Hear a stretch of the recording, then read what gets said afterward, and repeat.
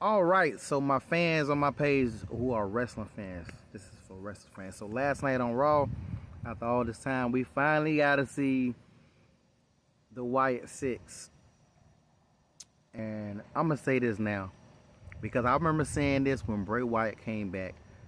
And people said I was crazy. People said I didn't know what I was talking about, whatever. And I said that WWE was going to fumble that bag because they don't know what to do with a character like Bray Wyatt. He was so powerful. He was so... His comeback was amazing. And everybody said that they shouldn't take too long. They should let it stew, let them cook, all this, let Triple H cook. Y'all said all this stuff about it when Bray Wyatt first came back. One of the greatest returns in wrestling history. And they fumbled that bag week after week after week after week. They was just like not doing anything. If you look at the time that he came back to rest in peace, the time he passed, look how long it was, and they was not doing anything with him. And I don't think they had anything with health situations. They just didn't know what to do with him. So now you finally get the Wyatt Six. And hands down, round of applause, the cinematic intro to him was probably one of the coolest things I've seen in wrestling in a long time. But the thing you gotta ask is, what's gonna happen after this?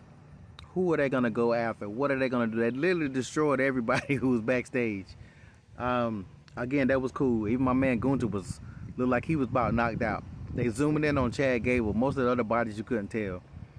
But what do you do after this? Who do you have them feuding with? How fast do you tell this story? It's so many questions that you got, right? So I'm supposed to believe this group is going to be unstoppable. First of all, you know, respectfully, Bo Dallas is not that guy. Bo Dallas has never been that guy. Just because he's Uncle Howder now, he's still not that guy. Most of the team, Nikki Cross, she's never been, when she was a superhero, she probably was her biggest push. She's never really been all of that. Dexter Lumis hasn't done anything since he's been there. Eric Warren, he had his chance too. Like, this really is a team of people that you're supposed to be afraid of. I mean, I don't get it. Again, it's dope. It's a dope idea. But WWE is going to fumble this bag because other than The Undertaker, and I'm trying to think, is there anybody else with the whole supernatural thing? Look at how badly they did Alexa Bliss when she did it. But they don't know what to do with this. So maybe they're pushing it now because they finally have an idea what they're going to do. We only can wait and see. But I'm saying right now that I feel like they're going to fumble this bag like they fumbled all the other bags. And every time I say it, told everybody they was going to fumble Jade Cargill. And they have fumbled Jade Cargill. Jade should have been in NXT first and made her way to the roster, not starting here. But that's a totally different video. I'm going to post maybe soon. But we're going to see. It was dope. I can't take away from that. The visuals were dope. The way they did it was amazing.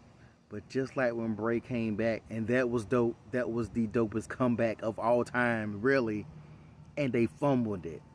Will they fumble this? And don't say because of Vince and Triple H, because Triple H was there running it when Bray was there. So I don't want to hear that. I don't want to hear that bull crap that some people been trying to say about let Triple H cook. We're definitely going to see what's going to happen with this Wyatt Six. Maybe it'll be the dopest thing. Maybe it'll be something new that's never been done before.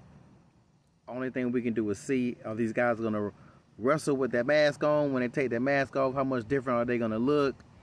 We don't know none of that stuff yet. But I'm willing to bet, and I'm going to gamble, that WWE is going to fumble this bag too.